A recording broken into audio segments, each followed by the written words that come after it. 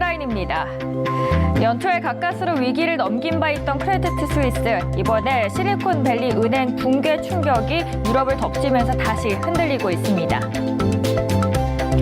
진정 국면에 접어드는 듯했던 미국의 실리콘밸리 은행 파산 공포가 유럽 시장을 덮었습니다.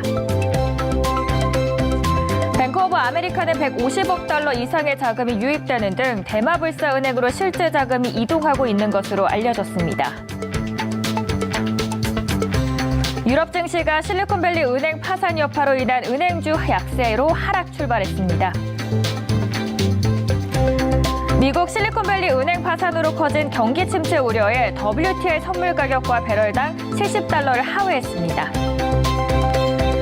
시진핑 중국 국가주석이 최근 이례적으로 미국을 실명으로 비판한 데 이어서 중앙은행인 중국인민은행도 노골적으로 미국에 날을 세웠습니다.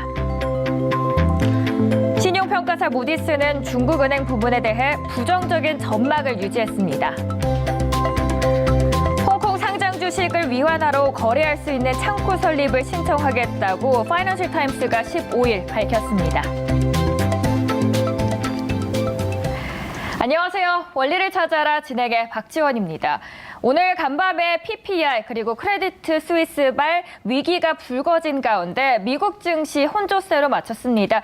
다행이라고 해야 될까요? 우리 시장은 어떻게 그 안에서 대응해야 할지 오늘은 신중호 앵커와 함께하도록 하겠습니다. 앵커님 안녕하세요. 네, 안녕하세요. 오늘 가장 큰 이슈가 제가 오프닝에서 앞서 말씀드렸던 이 두 가지였습니다. 어떻게 시장에 영향을 미쳤을까요? 기본적으로 이제 실리콘밸리 뱅크에서 시작된 글로벌 전체적인 시장의 흐름을 정리를 해주셨습니다. 그렇다면 첫 번째 기사로 월스트리트 저널에서 나왔던 크레디트 스위스 이야기부터 보도록 하겠습니다. 제목은 이랬습니다. Bank storm spreads to Europe. 그러니까 이번에 은행주들의 훈풍이 유럽까지 번졌다라는 내용이고 그 중심에는 바로 크레디트 스위스가 있었습니다. 본문 자세히 들어가 보시면 Credit Suisse Group fell 24%. 그러니까 장중에 무려 24%나 폭락을 했다라는 소식입니다. 여기서 말하는 크레디트 스위스는 스위스의 2대 은행이고요. 스위스 금융업계에서도 매우 중추적인 역할을 하고 있습니다. 이런 크레디트 스위스의 키포인트 상황 정리해 보겠습니다. 지난해부터 파산 위기설이 끊이지 않았던 크레디트 스위스가 이번에 절체절명의 위기에 빠졌습니다. 2021년 파산했던 영국의 그린실 캐피털 그리고 한국계 투자자 빌 황의 아케고스 캐피털에 대한 투자 실패가 그 결정적인 요인으로 작용을 했습니다. 지금 최대 주주로 이번 사태가 발발된 이유는 사우디아라비아 국립은행 SMB라는 곳인데요. 여기 우리 시간으로 어젯밤이죠. 수호자 역할을 사실상 포기한다라고 선언하자 폭락세가 이어졌습니다. 그리고 이 소식으로 인해서 크레디트 스위스를 비롯한 다른 은행주들까지 직격탄을 맞게 됐습니다. 다음 판도 보도록 하겠습니다. 2008년 이분은 리먼 브라더스를 파산을 예고했던 월스트리트 저널의 이 애널리스트이자 부자 아빠 그리고 가난한 아빠를 쓰신 작가이기도 합니다. 바로 로버트 기요사키인데요. SVB의 사태 이후 부도가 날 기업을 바로 크레디트 스위스다라고 지목을 했습니다. 사실 그 징조는 내부적으로도 계속되고 있었습니다. 먼저 고객들은 그 은행에서 자금을 계속해서 빼내고 있었고요. 이 안에 주요 인력들조차도 이직을 하는 모습들이 파악이 됐습니다. 다음 트위터도 보도록 하죠. 시장은 예민했지만 크레디트 스위스는 당당했습니다. 위에 보시면 CEO가 We are a strong bank. 그러니까 우리 은행은 굉장히 탄탄하다라고 자신감을 표명했는데 몇 시간 전까지만 해도 사실 튼튼하다라고 했던 이 은행. 원래 급하면 앞에서는 좀 괜찮은 척 하는데 뒤에서는 급하게 움직이게 되잖아요. 한 새벽 4시 반에서 5시 사이에 다른 뉴스가 들어왔습니다. 파이낸셜 타임스 기사 보도록 하죠.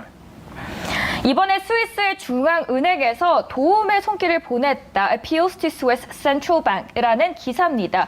위기가 닥치니까 스위스 중앙은행에게 우리 좀 도와줘라 라고 한 건데 바로 답변은 오지 않았지만 저희가 들어오기 직전에 속보로 나왔는데 이번에 스위스 중앙은행이 필요하다면 크레디트 스위스의 유동성을 공급하겠다라는 내용이었습니다. 정말 앞에서 말했던 것처럼 괜찮은 건지는 키포인트 통해서 보도록 하겠는데요. 각 외국계 증권사에서는 어떻게 바라보는지 정리를 해봤습니다. 일단 노무라 증권에서는 크레디트 스위스가 겪고 있는 이 문제가 해결되지 않을 경우에는 리먼 브라더스 사태가 다시 재발할 수 있다라는 관점에서 바라봤고요. 이어서 JP 모건에서는 too big to fail, 그러니까 이게 폭락하기에는 너무 큰 은행이다라고 말하지만 too big to save, 그러니까 아직 만약에 폭락을 할 시에는 굳이 하기에도 너무나 큰 은행이다라고 이야기합니다. 그리고 마지막으로 블룸버그에서도 채권 포트폴리오에서 미실현 손실이 막대한 은행들 전부가 이러한 위험에 노출되어 있다라고 경고를 했습니다. 그래프도 하나를 준비해 봤는데요. 그래프 보도록 하겠습니다.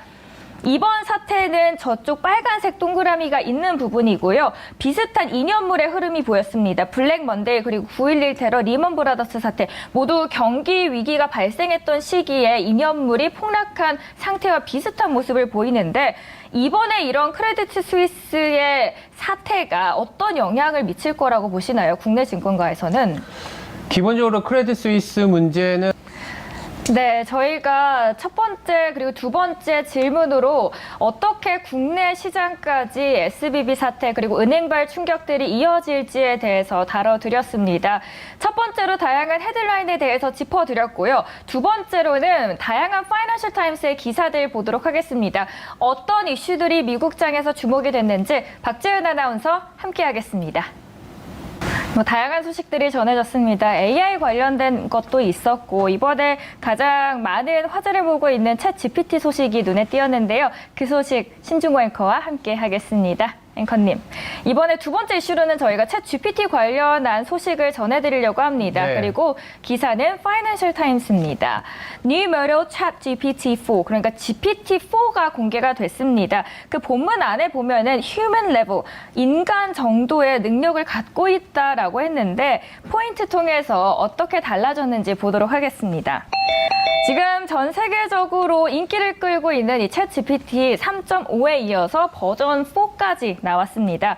이번에 미국 모의 변호사 시험에서 90번째, 그리고 대학 입학 SAT에서는 93번째 순위를 기록을 했습니다.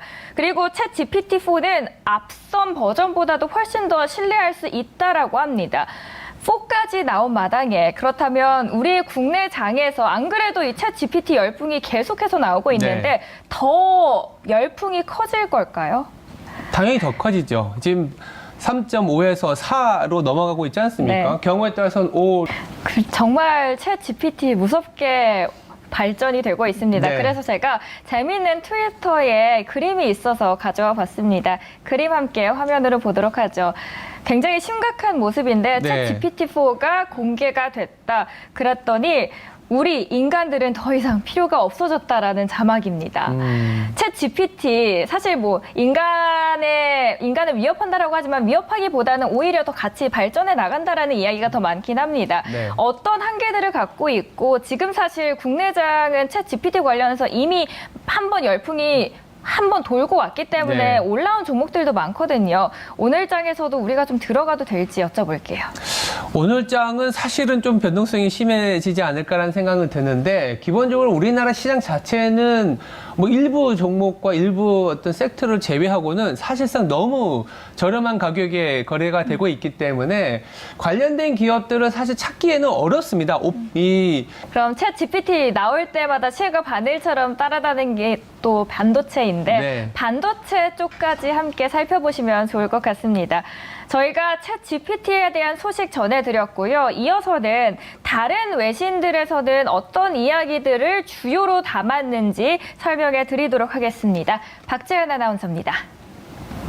월스트리트 저널의 기사 4가지 보고 오셨습니다. 그 안에서 오프닝 때 말씀드렸던 PPI 소식 추동훈 기자와 함께하겠습니다. 기자님 안녕하세요. 네, 안녕하세요.